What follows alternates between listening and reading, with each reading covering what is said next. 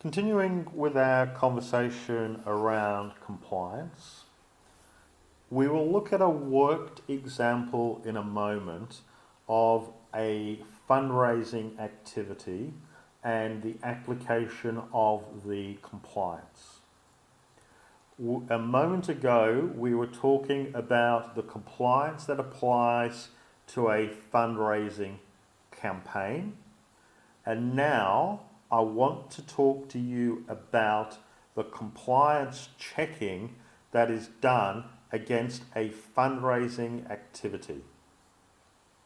Remember, you set up the campaign and you run multiple fundraising activities to achieve the outcomes of the campaign. And remember, the regulations that apply are those that apply where the organisation receiving the funds resides. So, if our organisation receiving funds is in Sydney, Australia, the rules in Sydney, Australia apply. If the organisation receiving the funds is in Wyoming, USA, the rules governing Wyoming, USA apply. And you, wherever you are, you're either inside that jurisdiction or you're outside, and the rules apply accordingly. So let's take a look at this.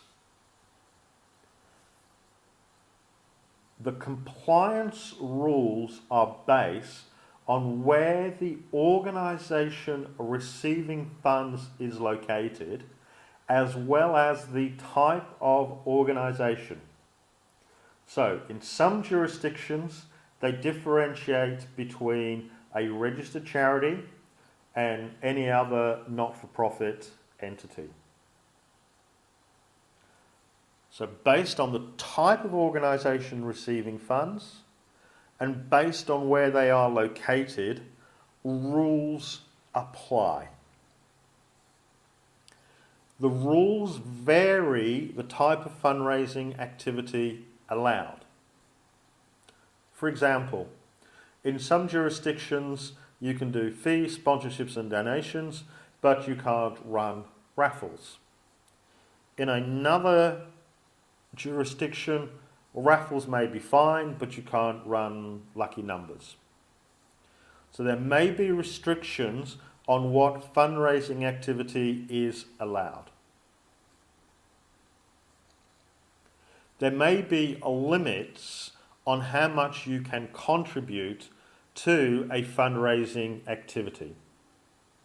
So for example, they may say the maximum you can do on a tipping competition is $10. And that rule may apply to people living in that jurisdiction, and it may be different for those outside of that jurisdiction. So let's take a high school in Montreal in Canada.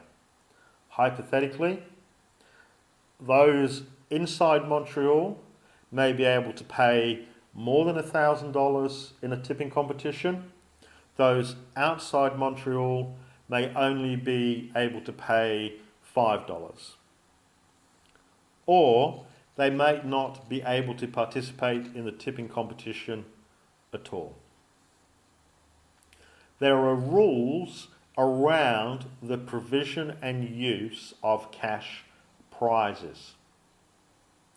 Some jurisdictions allow cash prizes for some fundraising activities, whilst others they do not.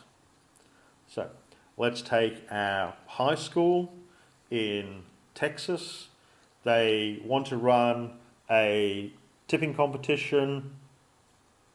They offer a cash prize of $50. The regulators may, and this is a hypothetical example, say, no, you can't use a cash prize against a tipping competition. and that applies whether users are inside Texas or outside of Texas. There may be a limit on the value of prizes, and the value of cash prizes the same. And you may need a permit number. Come back to an Australian example. You're running a sweepstake in New South Wales. You may need a permit to run that sweepstake.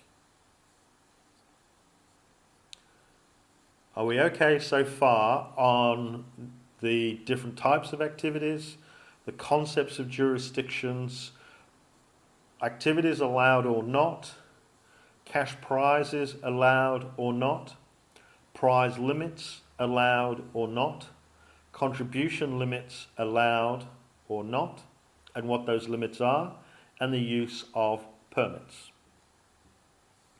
No matter what you do, the organisation has to approve the fundraising activity. So you should get the permission beforehand, and on the platform, when you come to use it, it'll ask you the question, do you have organisational approval? Where required, it will advise the appropriate regulator, and the organisation will be advised as well. The organisation can elect to close that activity down, as you would expect.